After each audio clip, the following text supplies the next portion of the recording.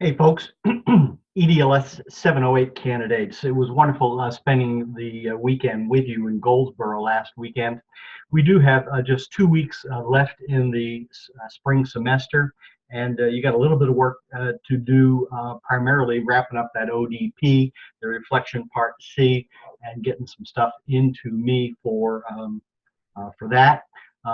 There is one last reading here, chapter 13 in Essex on public school finance. I want to comment briefly on that.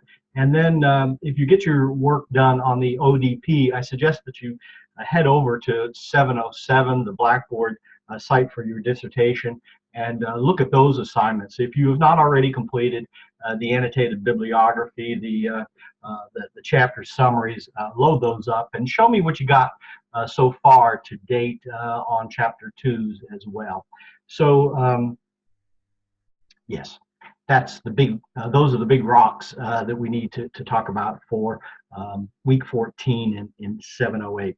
Public school finance, chapter 13. I wish I'd said something about this past weekend, but basically it is that everything that I thought I knew about financing schools in the state of North Carolina is probably wrong, or likely to be up for revision in the next few years.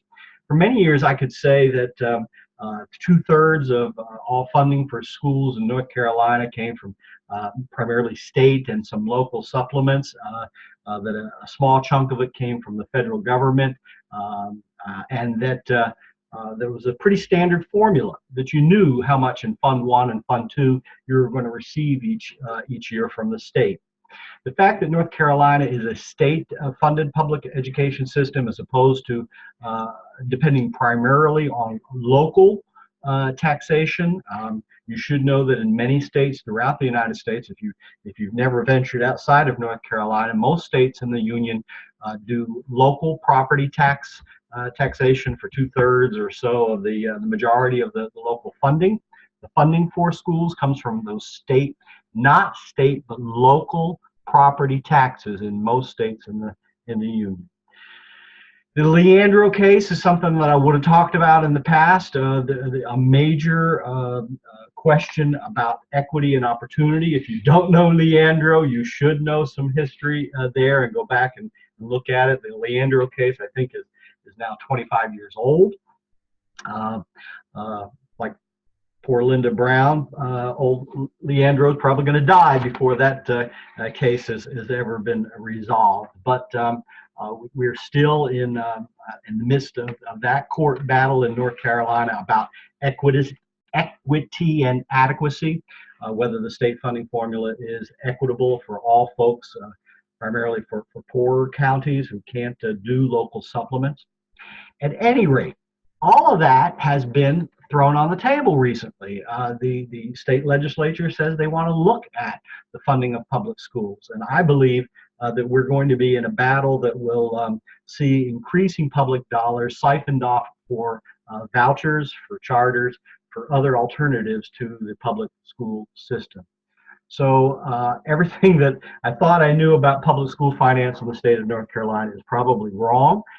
I would urge you as leaders in the next planning to work in the state of North Carolina in the next 10, 20 years to be well aware of the discussions that are happening in the legislature around public school funding.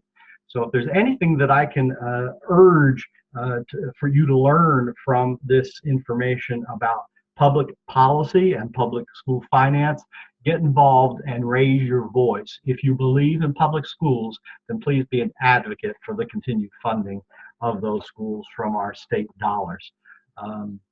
From what I saw in the Northeast in funding schools in North Carolina, New Jersey, or Pennsylvania, the North Carolina state system is actually much more equitable than the local private districts raising local property taxes for funding their schools. I saw very inequitable funding formulas in Northeast when I lived in Pennsylvania. So there's a personal aside. Anyway, I'm rambling on about public school finance, and you need to read and know something about that, but there's no discussion board response this week. Get your PAP ABC into me. I was going to look at it as one package to see if your A made sense with your presentation, B, and your reflection, C. So yeah, throw those all in together in this submission in Blackboard.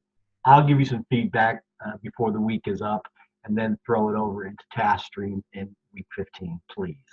I'll make sure the TaskStream is open and ready for you, and that if you're having any difficulty with TaskStream, let me know, or contact Seth Oprea, SOPREA at gardnerweb.edu if you have any questions. Thanks.